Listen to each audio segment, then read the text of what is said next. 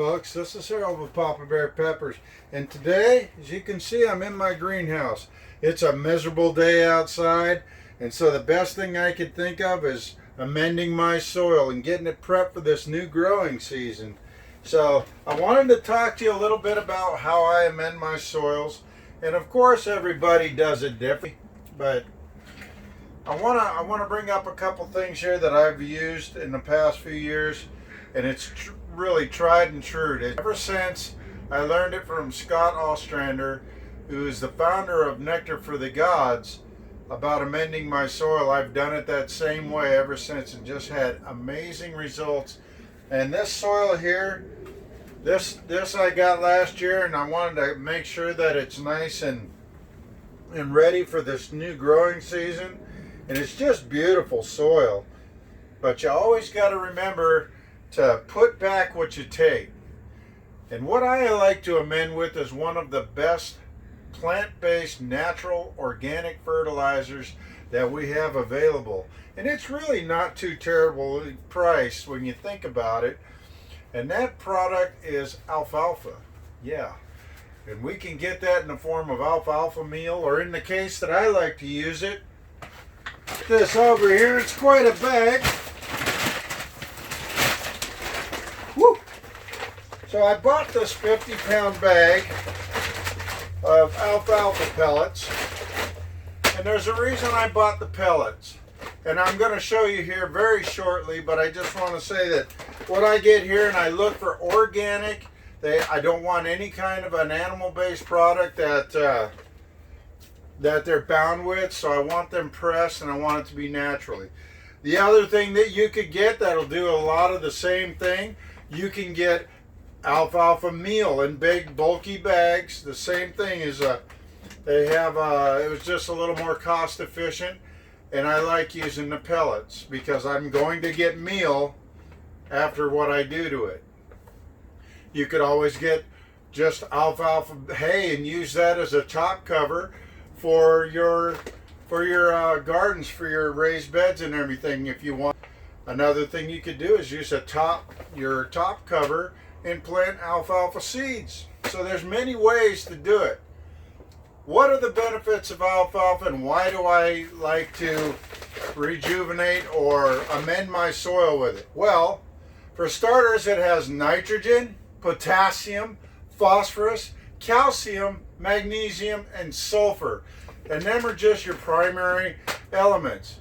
Into the trace elements, you have iron, copper, manganese, boron, and zinc. Not to mention vitamins A, B, and E with 16 amino acids. Okay, if that's not enough for you, let me go ahead and throw in the final little trigger here. Alfalfa contains a growth hormone known as tricontinol, and that is one of the best natural plant-based type of fertilizers that you can get. Not only is it great in here in amending your soils, but you can also amend your compost with it and add it to your worm beds. The worms are going to love it. When you do that, though, you do want to be a little careful because this can warm up. Remember, it is going to start breaking down, and it's going to cause a lot of microbial activity in your soils. So make sure that you watch how much you put in. In these beds here, I've used approximately 6 cups worth, and I've stirred in. Now mind you, I'm not going to be planting in here for another month and a half at least. It gets warmer in my greenhouse than it is outside, so I can start plants in here sooner. But I'm going to give it time to break down in the soil and amend and make this soil become alive again. And I tell you, the soil again is a great soil, but I want to amend it. So that's one of the things that I like to use. I'm going to show you how I do it with my pellets anyway. And I've started to do some here, and I've got some broken down.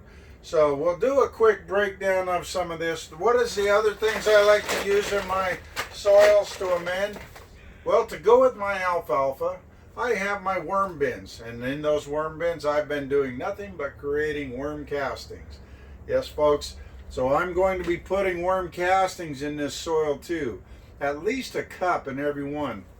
And I tell you, I put it in a couple of these and I actually have the worms in there from my castings, and I don't mind. They're going to take off in here and they're just going to keep creating that nutrient, those worm castings, the leachate, all that stuff is going to be enough. So they'll be in here making sure this soil stays as loomy as it is.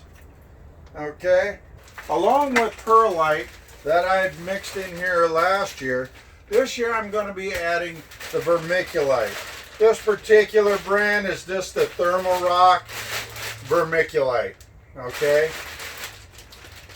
And in that I'm adding a nice base cover in here because I want to make sure that soil doesn't get locked in.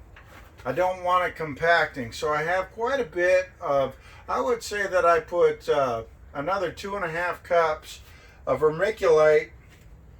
And when I say cups, folks, my cups are a little bit bigger. So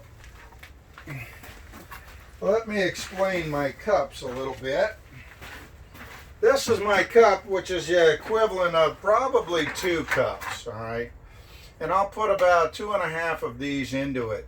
And that's just a really, I want it to be very loose. I want it to, the roots to just be able to reach down and stretch and go for the water, because these are bottom watering self-contained or self-watering containers.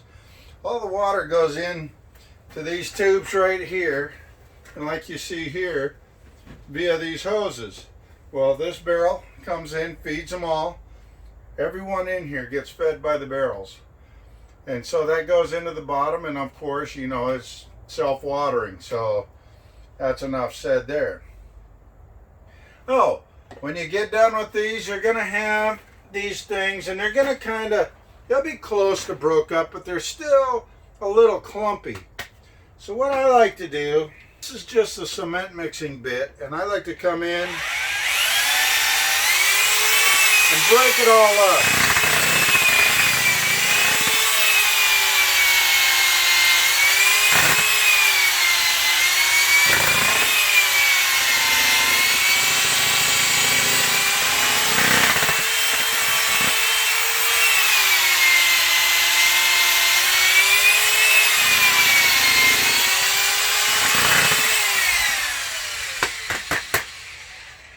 Just like that, folks, and I'm broken it up now. It's nice and loose, and it's alfalfa meal. So out of your pellets, all the pellets are is alfalfa meal.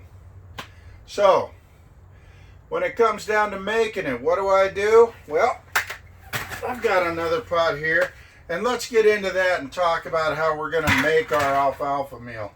This cup here, now this one here, currently is being used to make alfalfa tea. So what I have in this bag, and it's been steeping for 2 days now, and this is just your paint strainer bag, and inside of here I have worm castings and alfalfa meal. The same alfalfa meal you see here, and it's just going to steep in there, because what I'm going to be doing is feeding my seedlings. I want them to get a nice good starting with that natural growth hormone in there. And the fact, this is key, that alfalfa won't burn your plants. So I can make this and feed it to my seedlings. I don't have to worry about burning the roots. You can use it as a topical spray for the leaves and everything, and put some in your spray bottle and spray it right on them. And all you're doing is spreading all those critical nutrients and vitamins amongst your plants and allowing them to absorb it. Another great thing about alfalfa is when it's in the soil, it's actually a nitrogen fixer, is what it's basically known as. What does that mean? That means that your plants, the roots are not able to uptake nitrogen from the roots. But what happens is you get this alfalfa down in the soil, and it actually has the ability to bind onto the nitrogen in the air and bring it down to the root nodes and allow it to uptake that nitrogen. Well, when it does that, it also allows the roots of your plants to uptake all the nutrients and everything that you have going on in here. So if you are using worm cast, worm tea, compost tea, whatever your, whatever your fertilizer is, it's going to, this alfalfa in the soil is actually going to allow your plants to uptake those fertilizers or those nutrients, those microbial bacteria that you have in your soil. It's going to allow your plants to uptake that and get stronger and bigger. So the benefits of alfalfa as an amendment, if there's one single most thing I want to tell you folks out there, is amend your soil. Even those container pots, amend them with alfalfa. If you don't use the pellets, get yourself a bag of the alfalfa meal. You can get that in those little boxes, organic, at any one of your garden stores or something like that. And I tell you what, folks, you're going to appreciate. Oh, and for those of you out there that, beyond the peppers, that really love your roses, put this alfalfa meal around your roses, stir it in, and if you have plants in like this one here, my overwinter reaper, you can take a handful of your meal, whether it's in dry form or like this, and you just kind of sprinkle it around the roots, around the base of it, and then you can just take and scratch it in. So you just come over here and just scratch it in a little bit, just get it under the soil. And a word of caution, now this for your beneficial nematodes, but it'll actually work against those bad nematodes or your non-beneficial nematodes. It'll help with removing slugs or keeping the slugs away.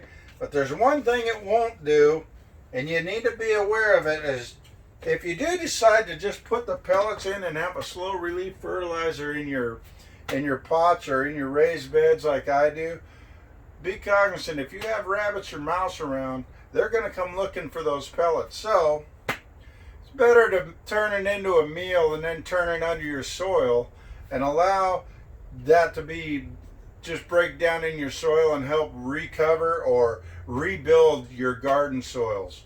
So that's my tip. Watch those the rats, mice. If you have a rodent problem or a rabbit problem already, they're going to come looking for this alfalfa because they love it too. Okay, folks. Now we got our alfalfa and we're going to go ahead and throw our pellets in. And remember, we're doing a 2-to-1 ratio. So I'm going to throw in, I'd say, let's go with about 3 scoops of my alfalfa pellets.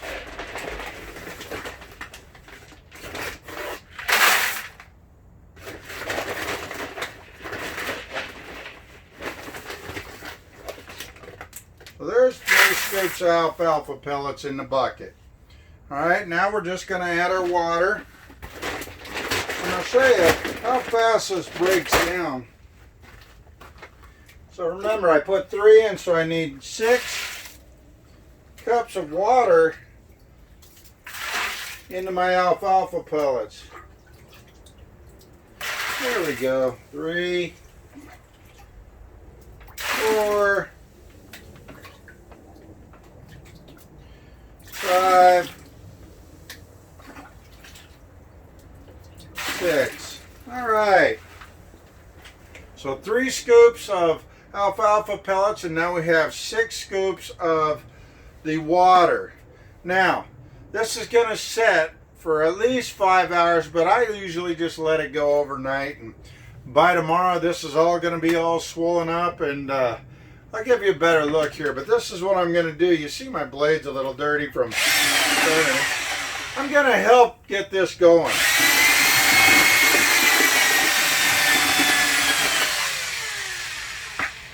I do that more so to clean my blade, but you don't have to use that.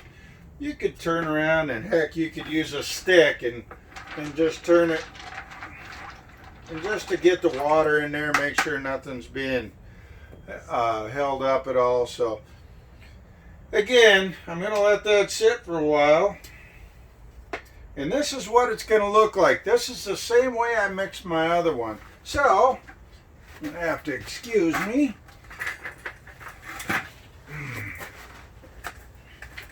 in about 5 hours, but overnight you're going to have it looking. Now it'll be clumpier. You'll see clumps where the alfalfa pellets are still, you know, they're expanded, but they're together. And that's where this drill comes in. Now I could very easily just take my shovel and dig and break it up and everything, but first of all, yeah, I love my power tools, and second of all, I also want to make it just a little bit easier. So myself, I recommend a corded drill just because they have more torque. They're a little easier to use. Just make sure you get a really good grip. This thing's going to torque, so you want it when it goes, you get a really good grip on it so it doesn't get away from you. If you can see in there, I'm just beating it up. I'm breaking up those pellets.